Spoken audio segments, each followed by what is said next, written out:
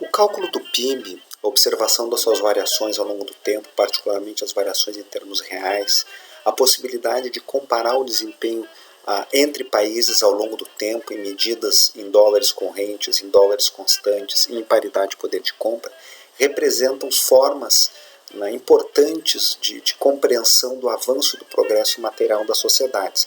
Mas o PIB tem suas limitações, enquanto uma medida de bem-estar para o conjunto da sociedade, porque ele não captura vários aspectos qualitativos, problemas e mesmo dimensões positivas, externalidades, como nós chamamos positivas e negativas, constituídas pelo próprio processo de produzir. Se eu estou produzindo riqueza e novos bens e serviços, mas destruindo o meio ambiente, eu tenho uma externalidade negativa que não está incorporada nos preços, necessariamente, e nem computada no PIB. Por outro lado, se eu estou desenvolvendo novas tecnologias, novos valores culturais que melhoram a percepção e a qualidade de vida das pessoas, isso não é monetizado, isso não tem preço, isso não está incorporado em métricas capturadas pelo produto interno bruto, essa melhoria do bem-estar da sociedade também não é alcançada. É por isso que os especialistas têm trabalhado com muita intensidade para revelar esses limites, para construir alternativas, indicadores alternativos. Ainda assim, o PIB segue sendo uma aproximação e um componente importante e que merece a nossa atenção dada até aqui. Notem que esse é um tema que envolve interesses de acadêmicos, formuladores de política, especialistas os mais diversos e também o mercado financeiro. Eu estou trazendo como exemplo aqui essas questões que eu estou compartilhando com vocês, não são questões estritamente acadêmicas ou que têm quaisquer perspectivas outras, de outra natureza. São debates que analistas de mercado, que especialistas em mercados financeiros têm feito também, e esse trabalho vocês encontram disponível gratuitamente no site do Credit Suisse Research Institute sobre o futuro do PIB, como métrica, quanto medida, síntese do comportamento das economias, é um exemplo a um conjunto de especialistas debatendo exatamente essas questões que eu procuro resumir e apresentar para vocês. Vamos a elas. Então a pergunta é essa, se o PIB é uma boa medida de bem-estar. E a resposta é uma medida importante, mas insuficiente.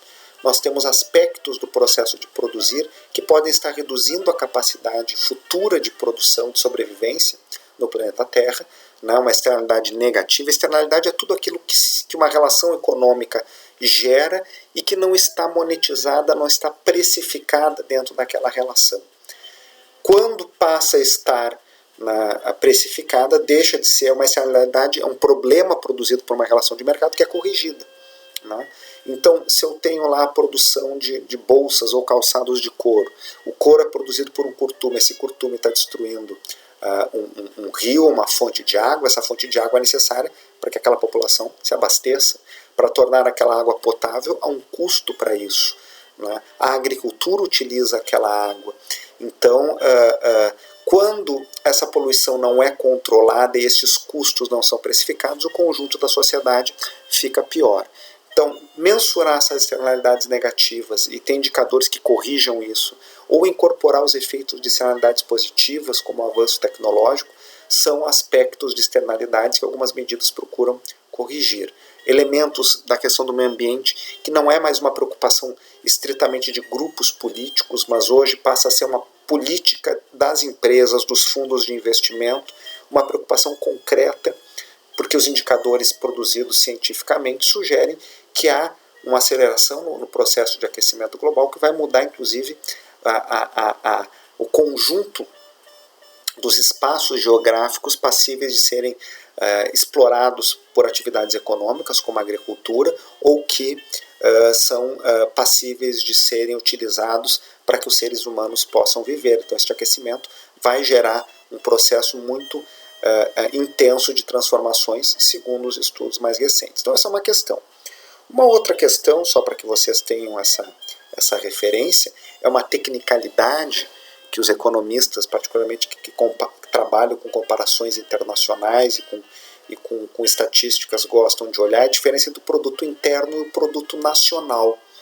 Por que isso é importante?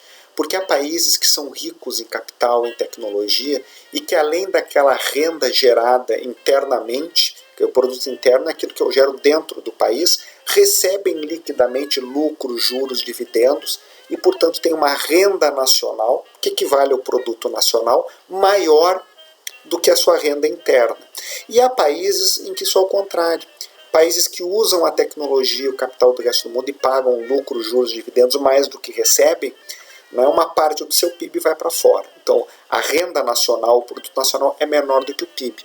Então, a globalização intensificou esses processos e ampliou essas rendas. Então, há os países que são recebedores líquidos dessas rendas e os países que são pagadores líquidos dessa renda. Então, compreender a diferença entre a renda interna e a renda nacional é compreender essa dinâmica e os efeitos da globalização. O Brasil se encontra onde? Como um país que paga liquidamente mais do que recebe rendas, porque tem menos capital e tecnologia que outros países. E, portanto, nós temos uma renda disponível para os nacionais que é inferior ao conjunto da renda que é produzida no país. Lembrando, renda e PIB aqui são, a renda e produto aqui são equivalentes, são sinônimos, são tautologias contábeis.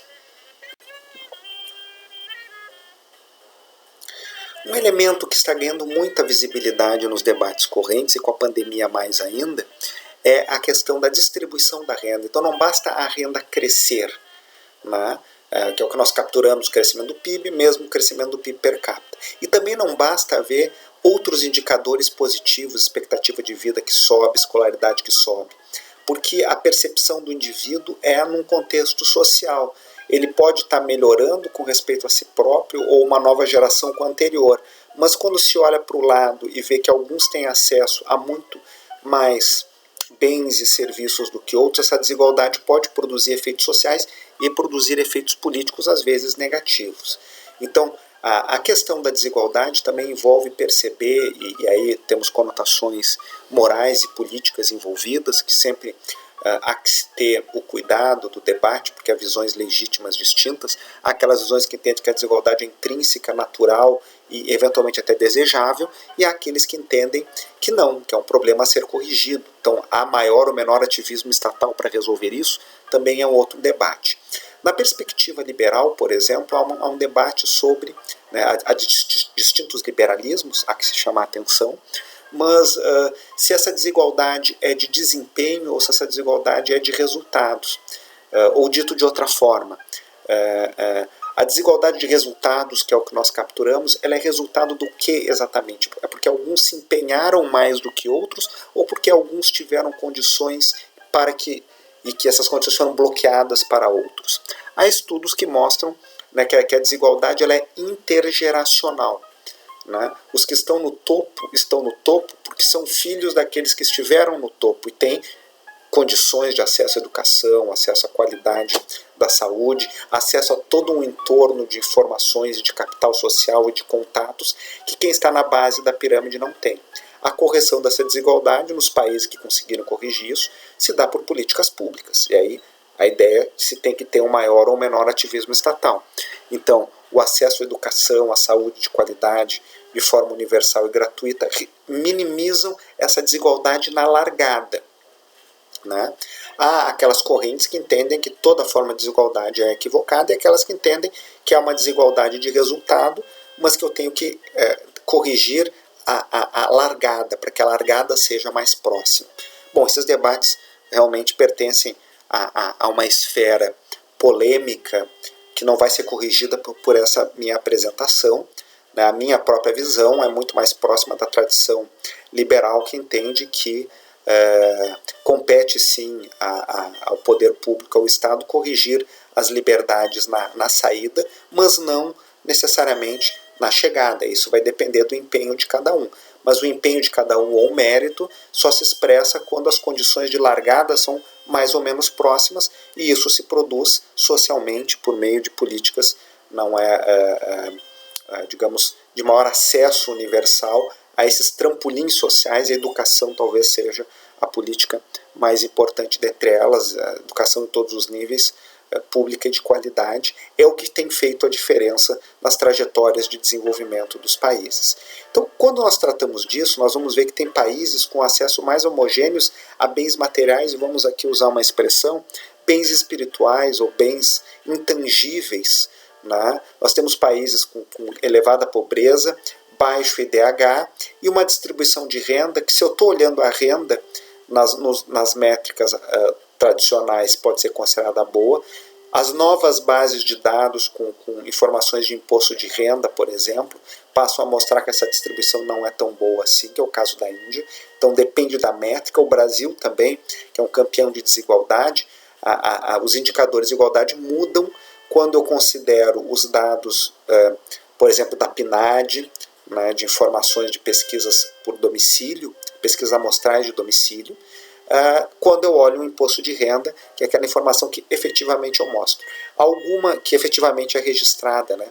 Algumas estatísticas elas não abrangem a maior parte da população como imposto de renda, porque não é todo mundo que declara, então não captura aquelas pessoas mais pobres, então é uma medida que dificulta a capturar intensamente a desigualdade.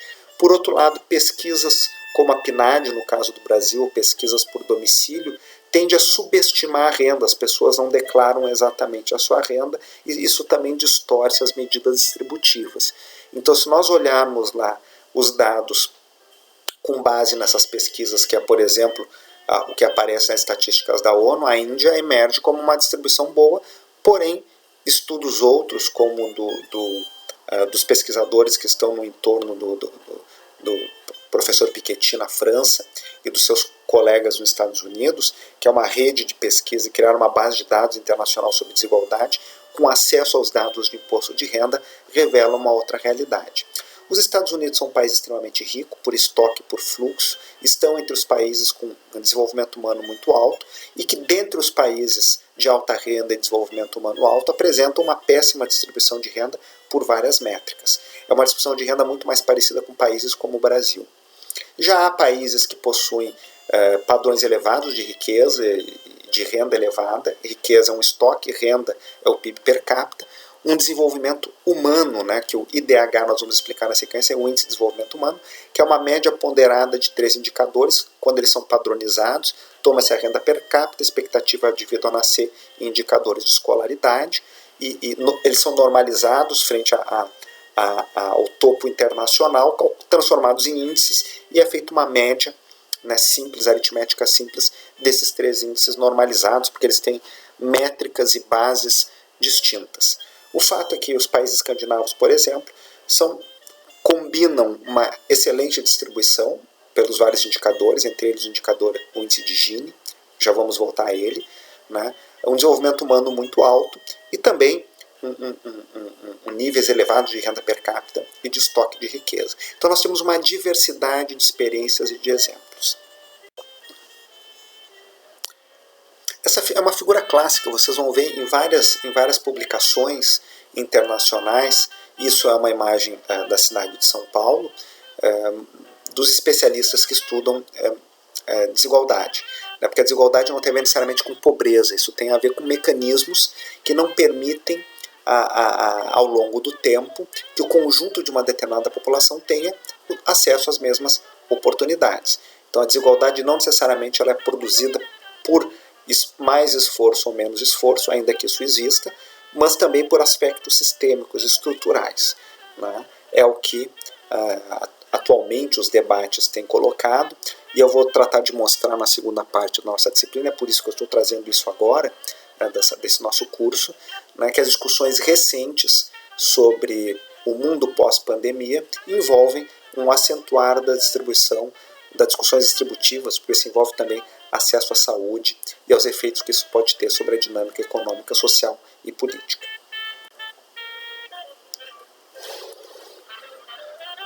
Bom, existem várias métricas para mensurar a desigualdade. Elas têm vantagens e desvantagens. Eu vou trazer algumas bastante utilizadas. Talvez a mais conhecida, a mais utilizada é o índice de Gini, que é uma medida que vai de 0 a 1 ou de 1 a 100.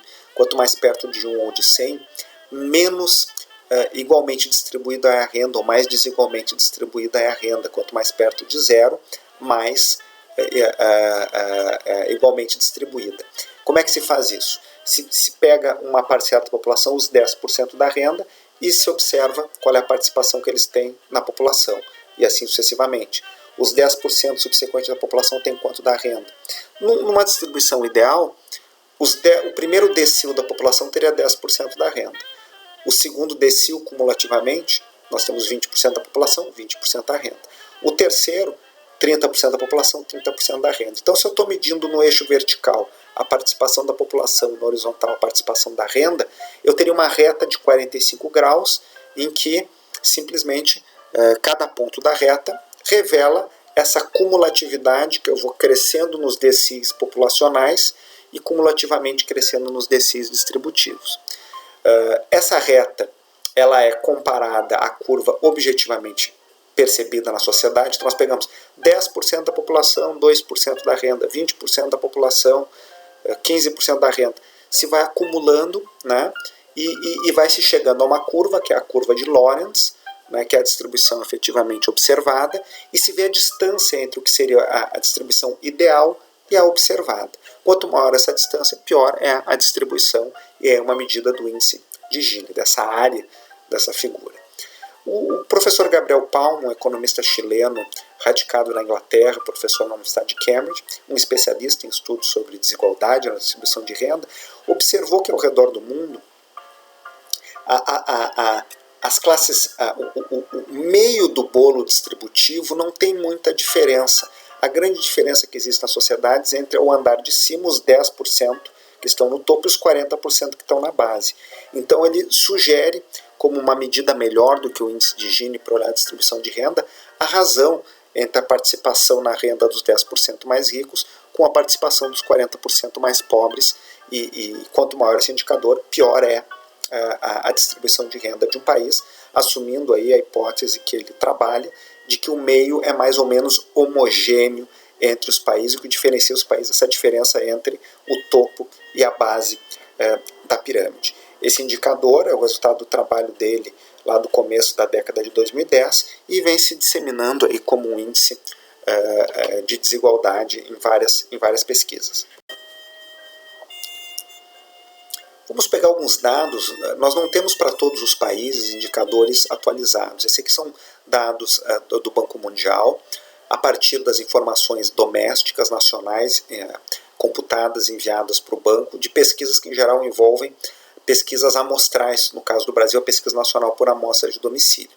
Então, o índice de Gini revela a lista, e o Brasil apareceu nesse momento como o 13º país mais desigual do mundo, com o índice de Gini de 54,7, numa base até 100. Seychelles seria o país mais desigual. Na ponta oposta, nós temos os países menos desiguais, os Estados Unidos com uma desigualdade elevada comparativamente aos países de alta renda, e lá a Suécia é o país na lista dentre os países menos desiguais do mundo. Noruega também. A Índia nessa lista aparecia, por isso que eu coloquei como uma boa distribuição, como uma desigualdade menor do que a do Brasil ou do que do próprio Estados Unidos. Notem que isso é com base, de novo, nas pesquisas amostrais nacionais. Com base no imposto de renda, os resultados são diferentes para alguns países, no caso da Índia, que se destaca negativamente, e para outros países, no caso do Brasil, o Brasil continua sendo um campeão de desigualdade.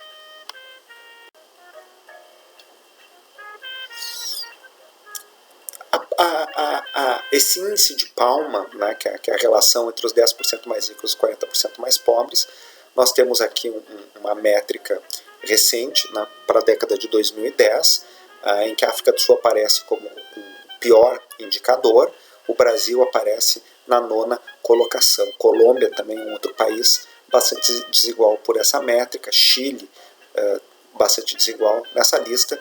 A OCDE traz lá a lista completa para vocês.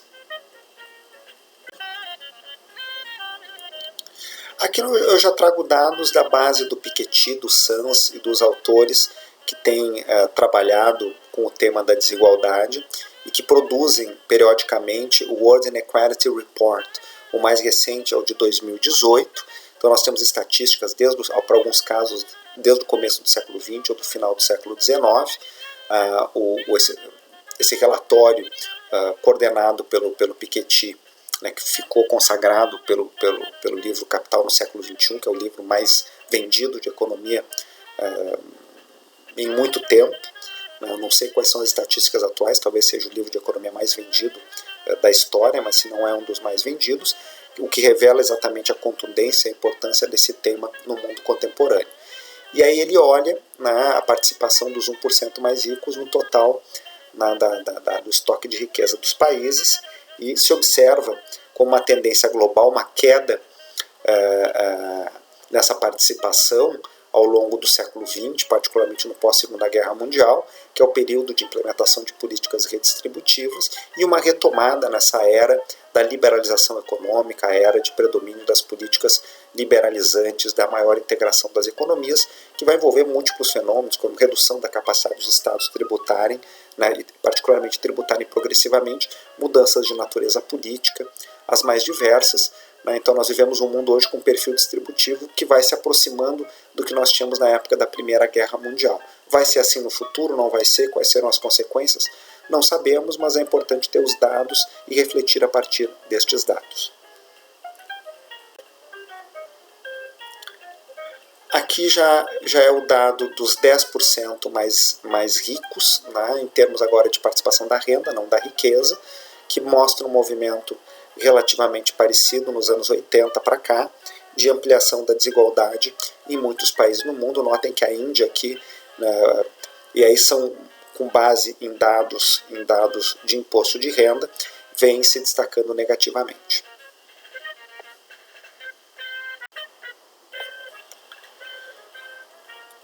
Uma forma de trabalhar com as limitações do PIB é a construção pelo Programa das Nações Unidas, isso é atualizado, inclusive são criados indicadores novos a partir da base do IDH, que captura distintas dimensões do bem-estar.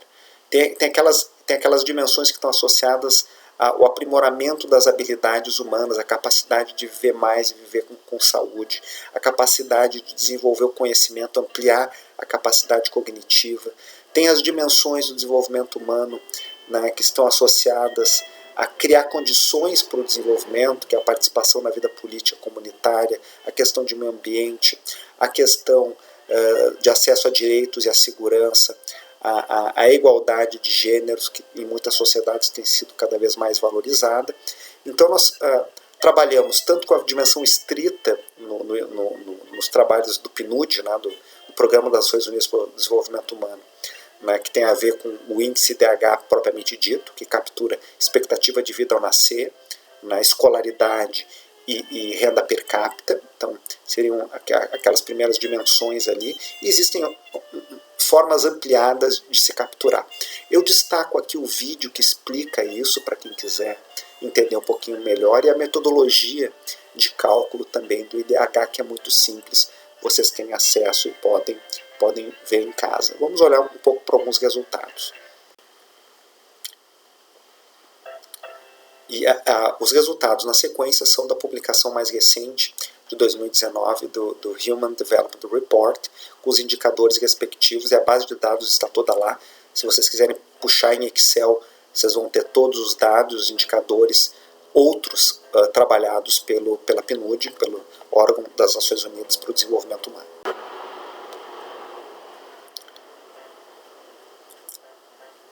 Aqui nós temos o ranking dos países com maior desenvolvimento humano. Noruega em primeiro lugar, Suíça em segundo, Irlanda, Alemanha, Hong Kong e assim sucessivamente. O indicador como um todo do IDH e os seus componentes, né, um componente que envolve expectativa de vida ao nascer, né, que excede 80 anos em praticamente todos esses países, o que tem menor expectativa de vida ao nascer nos Estados Unidos, dessa lista dos 20 com maior IDH. Os anos esperados de escolaridade, a escolaridade média, né, e a renda per capita.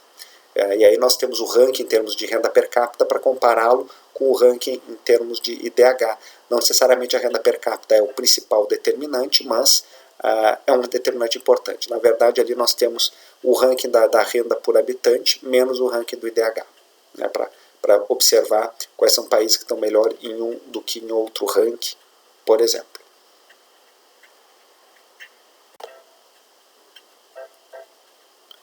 Aqui nós listamos os países de alto desenvolvimento humano. A lista anterior é de muito alto. O Brasil está na 79ª posição, no indicador mais recente, um pouquinho abaixo do México um pouquinho acima da Colômbia, abaixo de outros países latino-americanos, né, como Panamá, destacando alguns, né, não a lista completa, né, México, né, então nós observamos aqui isso e os indicadores que compõem o IDH em termos de expectativa de vida, escolaridade e a renda per capita do país e dos demais países nessa amostra.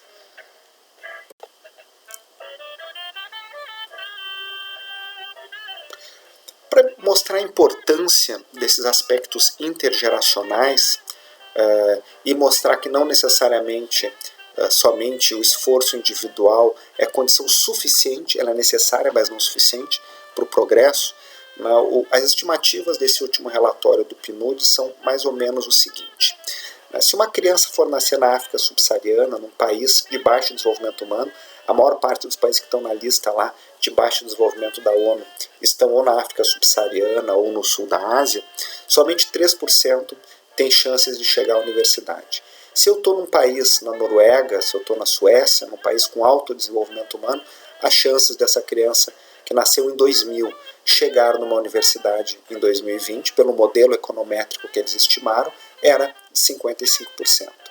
Né? E aí nós temos para as demais faixas de renda, qual é a probabilidade de morrer antes dos 20 anos de idade na África subsaariana para um jovem que nasceu no ano 2000? É uma probabilidade de 17%. E lá na Noruega e na Suécia, né, é uma probabilidade de 1%. Então, qual é a chance de ter um nível elevado de escolaridade que não o ensino superior completo? Nos países de renda baixa, né, de não conseguir o ensino superior, é uma chance de 80% de não conseguir. De não conseguir o ensino superior, a chance é de 44% nos países, em média, que possuem alto desenvolvimento humano. Então, aonde se nasce faz diferença. E estudos dentro destes países mostram uma variedade muito grande. Dependendo do bairro que se nasce numa cidade nos Estados Unidos, a probabilidade de ser preso ou de concluir o ensino superior é radicalmente distinta. Isso mostra que não é um elemento aí intergeracional. Um bom fator de preditor para o sucesso da trajetória de um indivíduo é o nível de escolaridade da sua família e particularmente da sua mãe. Crianças que nascem em famílias que as mães têm níveis maiores de escolaridade tendem a ter desempenho posterior superior, controlados outros fatores que podem afetar a trajetória dessas pessoas. Então, a maior parte das evidências empíricas, é por isso que é bom ter métodos sólidos, bons dados e boas evidências, vão nesta direção. Este é um estudo, para quem nunca teve a oportunidade de ter contato com essa literatura, pode ser uma boa porta de entrada, não é a única, mas é uma boa fonte. Aqui estão exatamente essas diferenças, né? Quais são aquelas competências, habilidades, aquelas qualidades básicas dos países. Então, quem está lá num país de renda baixa ou com baixo índice de DH tem uma expectativa de vida a nascer de 59 anos. Quem está num país muito alto, a média é quase 80 anos. E aí a educação, também o acesso à educação, o acesso à telefonia, outras habilidades que são importantes para melhorar a qualidade de vida. Tem as básicas e aquelas que aprimoram mais a qualidade e que, por uma outra ótica, também implicam no quê? Mão de obra mais qualificada, mais produtiva. Então, se alguém chegar à idade de 70 anos nos países de renda baixa, vai ter uma expectativa de vida a partir daí de 9,8 anos. Já nos países de renda alta, ou melhor, de DH alto, me perdoem, estou corrigindo, IDH baixo ou IDH muito alto, tem uma expectativa de vida de quase 15 anos. Percentual da população com educação superior completa, do estoque da população, também é uma diferença grande. O acesso à telefonia também é uma diferença grande.